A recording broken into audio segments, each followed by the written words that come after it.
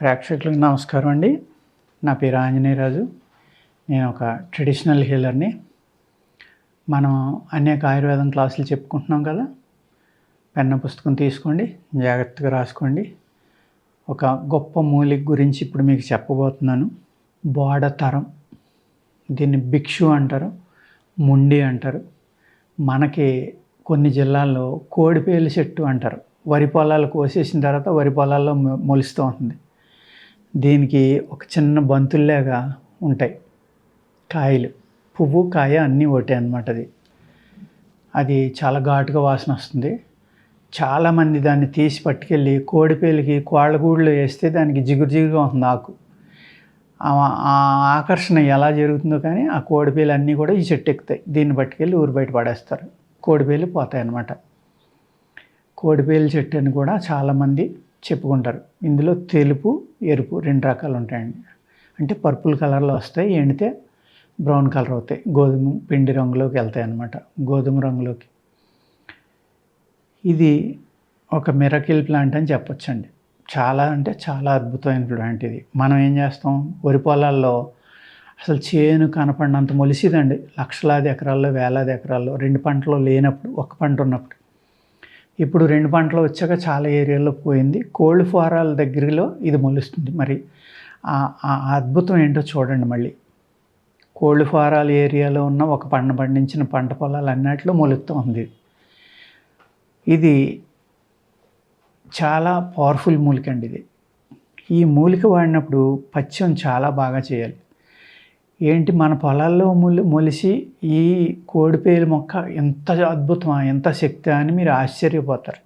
దాని యొక్క రసం అంటే పువ్వులు వచ్చిన కొత్తలో బాగా ముదిరిపోక ముందర తీసి దాన్ని పుష్యమి ఆదివారం నాడుకి తీస్తే కనుక ఒక మిరకిల్ చేస్తుందండి. అది మీకు సర్వవ్యాధి నివారణ కింద లెక్కది. అన్ని రకాలైన పనులు చేస్తుందన్నమాట పుష్యమి ఆదివారం.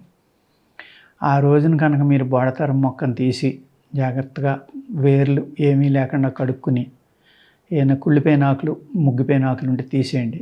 ఆ సమూలాన్నే ముక్కలుగా కట్ చేసి నీడనే ఆరబెట్టాలి. ఎట్టి పరిస్థితుల్లో ఎండలో పెట్టద్దు. బాగా ఆరబెట్టుకుని దీన్ని చూర్ణం చేసుకోండి. చూర్ణం చేసి జల్లించుకుని ఆ మిగిలిన దాన్ని కూడా చూర్ణం చేస్తే మంచిది. ఏ పార్ట్ కూడా పడేయద్దు. అంత జాగ్రత్తగా దీన్ని చూర్ణం చేసుకోండి. చూర్ణం చేసుకున్న తర్వాత ఇది ఎంత బరువు ఉందో అంత పటిక బెల్లం కలుపుకోండి. పటిక బెల్లం కలుపుకున్న తర్వాత దాన్ని ఉదయం సాయంత్రం ఒక చిన్న స్పూను చిక్కని బాగా కాసి మరగబెట్టిన ఆవు పాలలో ఒక చెంచా కలుపుకొని తాగండి. తాగి పథ్యం మట్టికి చాలా ఎక్కువ ఉంటుందన్నమాట.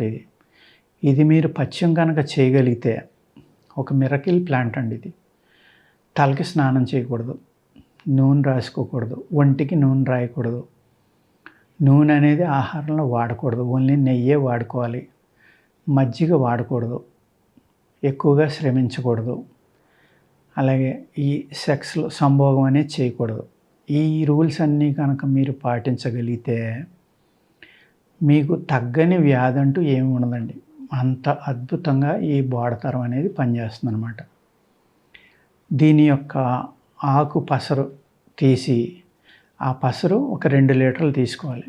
1 లీటర్ నువ్వుల నూనె పోయాలి. అందులో పోసి అది స్లోగా సన్నటి మంచం మీద కాయాలన్నమాట.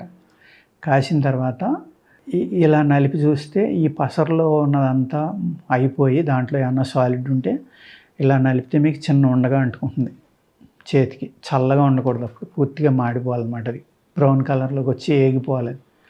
అప్పుడు తీసి వడపోసుకుని ఈ నూనె కూడా ఉదయం చెంచా, సాయంత్రం చెంచా.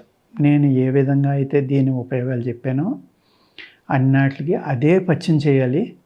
ఇది భోజనానికి ఒక అరగంట కానీ గంట ముందర, అంటే తినడానికి ఒక అరగంట కానీ గంట ముందర కానీ దీన్ని తీసుకోవాలి ఈ ఆయిల్. అదేవిధంగా మీ శరీరంలో ఏ భాగం అయితే వీక్గా ఉందో ఆ భాగానికి ఈ ఆయిల్ కనుక మీరు మసాజ్ చేస్తే డైలీని ఒకసారి సరిపోతుందండి. నైట్ పడుకునేటప్పుడు బాగా నొక్కకుండా పైన స్లోగా మసాజ్ చేసుకోవాలన్నమాట. ఎక్సర్సైజ్ కూడా అతిగా చేయకూడదు, ఎక్కువ ఎండలో తిరగకూడదు. ఎక్కువ కోపం రాకూడదు, ఎక్కువ దుఃఖం రాకూడదు. అనేక రూల్స్ ఉంటాయన్నమాట ఈ మూలిక వాడేటప్పుడు. అంత కష్టం వాడడం కూడా, చేదుగా కూడా ఉంటుంది. అంచేత నిజంగా నాకు ఫలితం రావాలి అనుకున్న వాళ్ళు ఇవన్నీ తప్పదు. ఈ రకంగా పథ్యం కనుక చేసి మీరు ఒక 14 రోజులు కానీ, 25 రోజులు కానీ, ఒక నెల కానీ, 40 రోజులు కానీ వాడండి. వాడితే మీకు అనేక రకాలైన వ్యాధులు తగ్గి, ధాతువుల్ని పెంచడంలో బహుశా ఇది ఒక మిరకిల్ ప్లాంట్ అనుకోండి.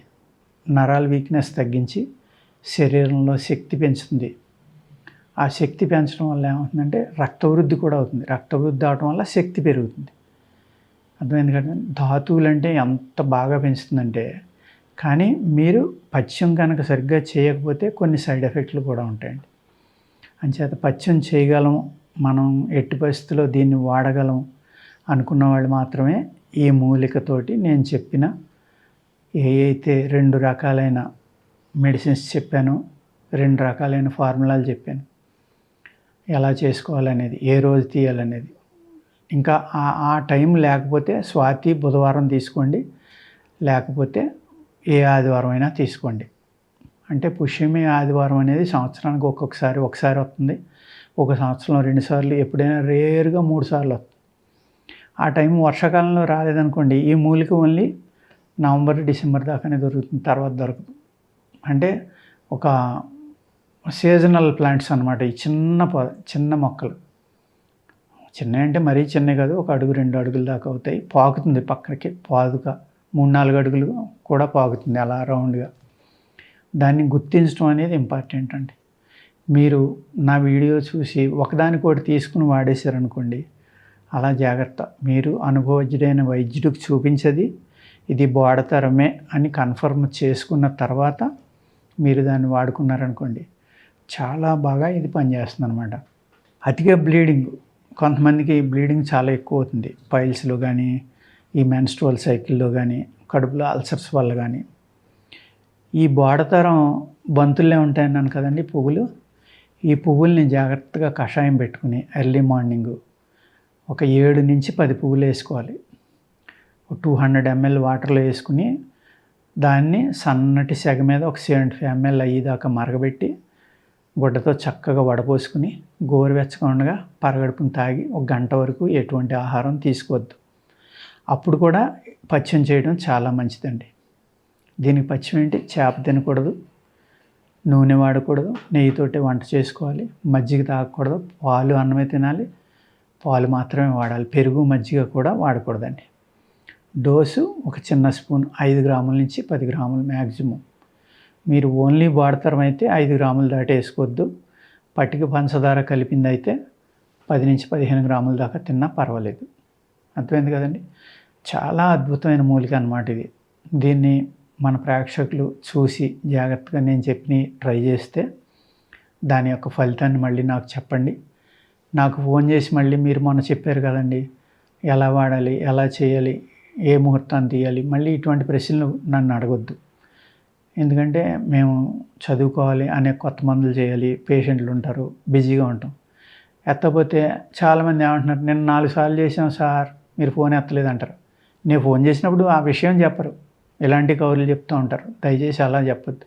మేమే ఫోన్ చేసి అడుగుతున్నాం కదా, నిన్న ఫోన్ చేశారండి ఏంటి విషయం అని. మీ ప్రాబ్లం చెప్పండి, మీకు ఏ మందులు కావాలో చెప్పండి స్ట్రైట్గా, మాకు టైం వేస్ట్ అవ్వకుండా ఉంటుంది. ఓకేనండి, నమస్కారం.